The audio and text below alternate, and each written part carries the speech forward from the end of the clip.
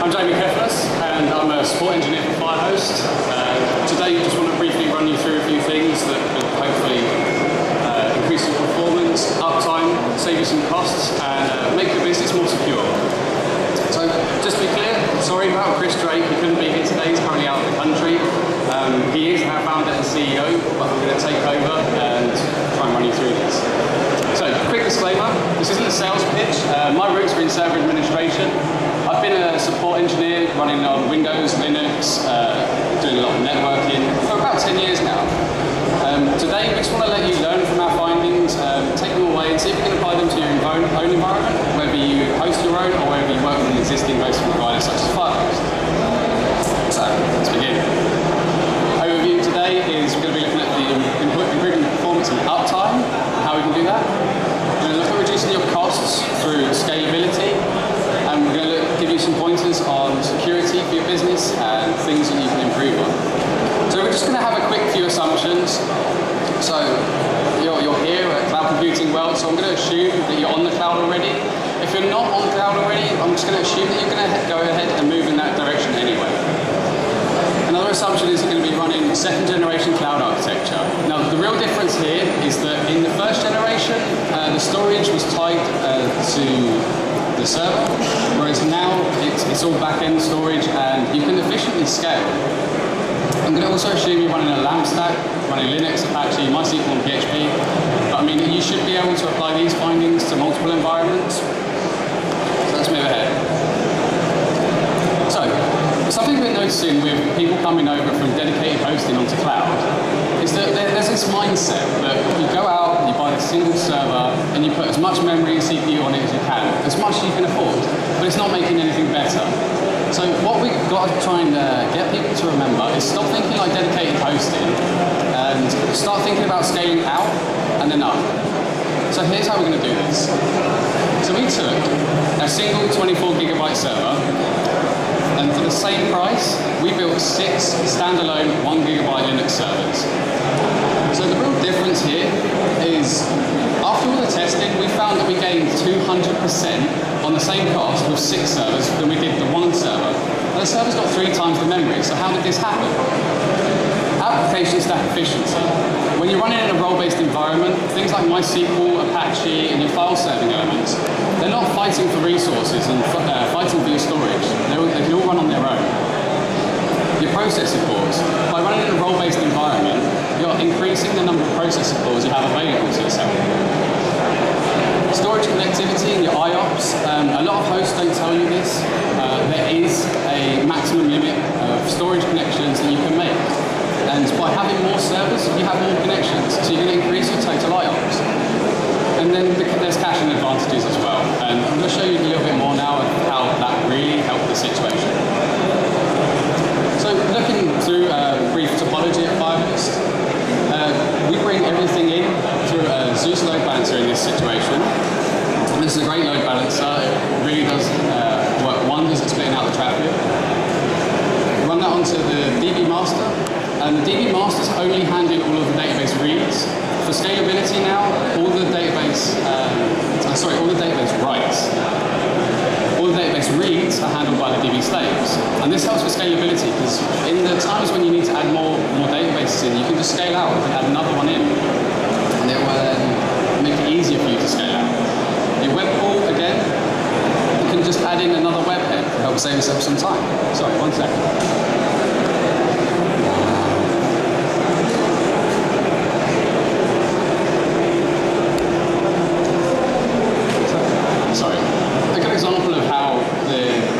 Slave and master. A typical website, when you load a website, you've got probably 95% of that load is purely on the database. So by increasing your slaves, you can increase the amount of connections you can have onto your sites. Again, so then we added in a NFS and a memcache server. And then all of this, these 6 servers, this was for the same cost as building a 24GB standalone server. But again, for the same cost, you're getting a 300% increase. It's a 200% increase, 3 time increase. And again, this is still connected onto our SSD storage arrays. And then even if you're not using an SSD storage array, that's where it will go first because it's the quickest access.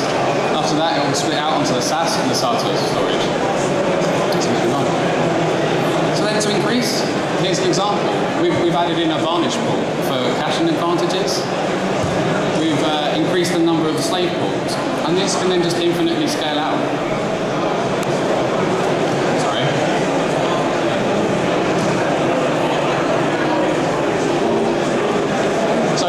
So this is all well and good, and I mean, we've improved your performance and uptime already just by simply scaling out and breaking out from a single server solution. So let me show you now how can we do some more for you. How can we reduce your costs? Now, are you adjusting your servers every month? Because if you're not, you're definitely wasting money. You're not going to be at 100% peak utilization all the time. If you are, you probably should look at dedicated. But in terms of cloud, this is where you can really utilize it and make a big difference to your business.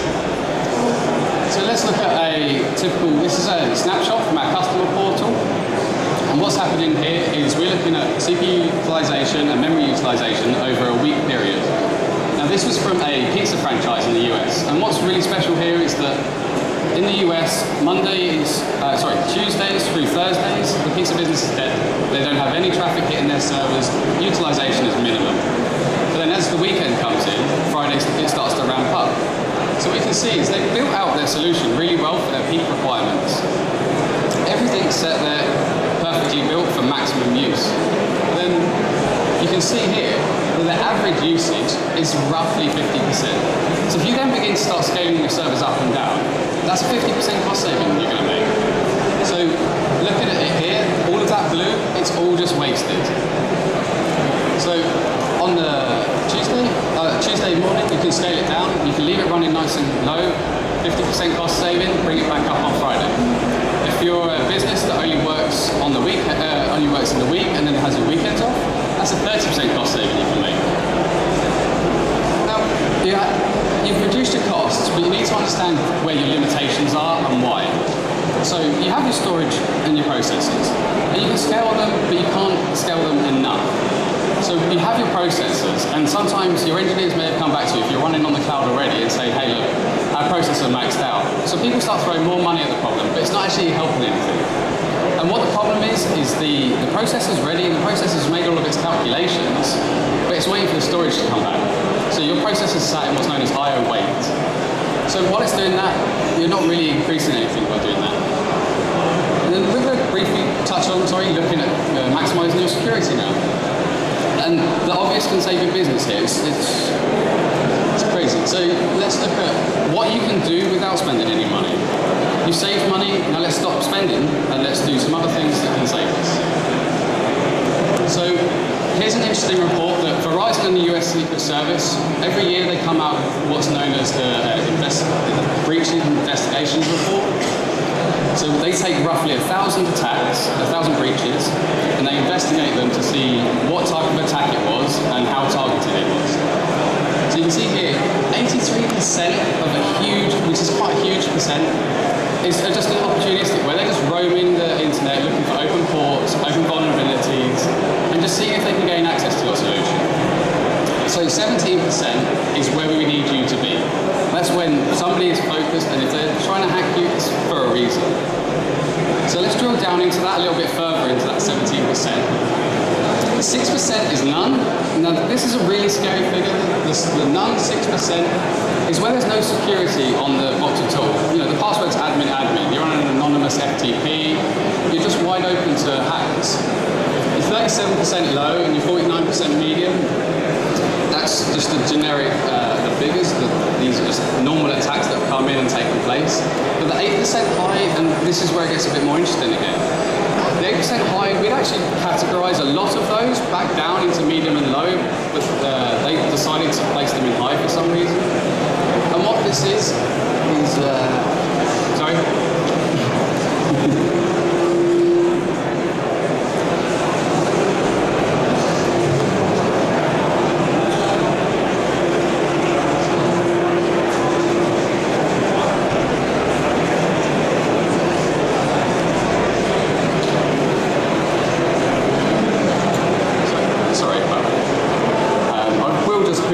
This is my first presentation ever. So yeah, the 8% that's high. Now, the 8% high, the reason that we'd actually reclassify this is because they're not going after your environment, they're we're going after a completely different element, and this is the humans. The humans are by far the biggest security vulnerability in your organization. Firewalls, load balancers, and everything like that, they all work on rules. It's all yes, no answers. It either happens or it doesn't. It's a set of rules that the processes will follow. Humans, not so much. So I'd like to run you through a few ways that you can help increase the security of the human factor. Now, I don't know if you guys have ever heard of a guy named Kevin Mitnick. Kevin Mitnick was the first hacker to ever get thrown into jail. He spent 6 years in state penitentiary. 7 months of that was in solitary confinement. He comes out and he's now a security consultant. So this guy was getting hacked. He's become somewhat of a trophy on the internet. If you can hack Kevin Mitnick, you are somebody. So he was getting hacked roughly once a month. He come over to Firehost 2 years ago, and he hasn't been taken down or breached once since. So one of the ways that we've done this is we took Kevin out of the equation. We stopped Kevin from accessing his own hardware. We do all of the administration for him. And that's just one of the factors, that's one of the levers you can go to try and secure it. So I'm going to run you through now a few brief need to have and nice to haves. Just for the reasons of time, I'm just going to try and stick to the need to haves and give you some better information about these. So, background checks. You should always do a background check on all of your employees. And a good thing to look for in a background check is things like trust-based crimes, where there's a reason that that employee may not be trustworthy. We're looking at drug screenings, just to ensure that there can be no lapse in your security through intoxication or something along those lines. Only giving access granted as needed. Now, this is probably one of the bigger ones as well. Just because somebody's a C-level executive or they're high up in the organisation, it doesn't mean that they need to have an account that has access to everything.